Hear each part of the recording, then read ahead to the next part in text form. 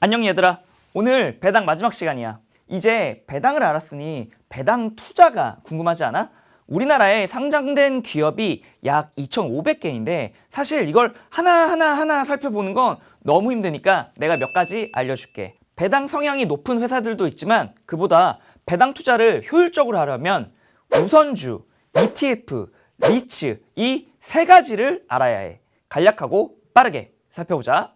먼저 살펴볼 건 우선주야. 상법상 우선주처럼 보통주와 다르게 이익을 더 주거나 자녀재산 분배를 선순위로 두는 주식을 종류주식이라고 해. 쉽게 말해서 보통주와 다른 뭔가가 있는 거겠지.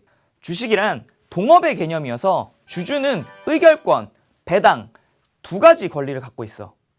그런데 우선주는 일반적으로 의결권이 없어. 대신 우선주는 이익 배당 우선순위가 높지. 회사 경영에 참여할 생각이 없고 배당을 더 받았으면 좋겠다고 생각한다면 우선주에 관심을 가져봐. 단, 모든 회사가 우선주를 발행하는 것 아니라는 점, 우선주가 없는 회사도 있다는 것 기억하자.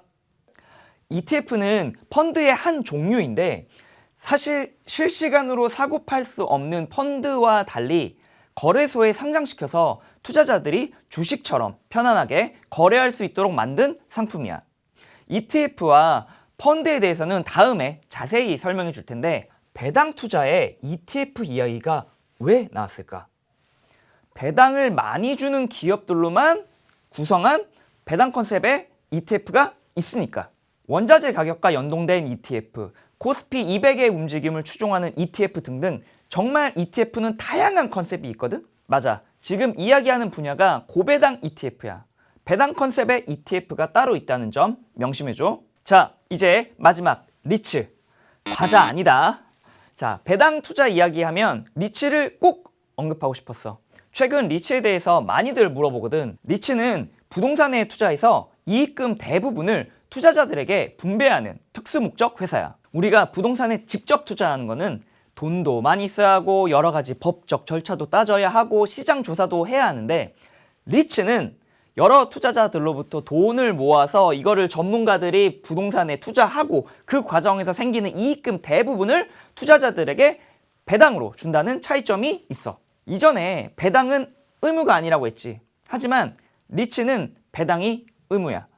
부동산 투자 회사, 즉 리츠는 법적으로 총 자산의 70% 이상을 부동산에 투자해야 되고 배당 가능 이익의 90% 이상을 배당해야 하는 의무가 있거든.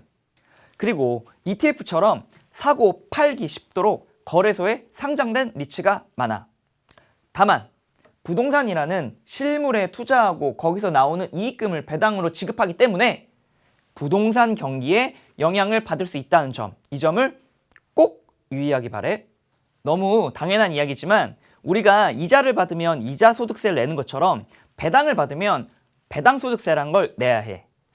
그리고 우선주, ETF, 리츠 등 정말 다양한 방법을 통해서 이득을 취할 수 있지만 배당락이 발생하는 건 동일하고 ETF의 경우에는 펀드이기 때문에 분배락이라고 하지만 역시 배당을 받는 만큼 분배를 받는 만큼 가격이 하락하는 건 동일해.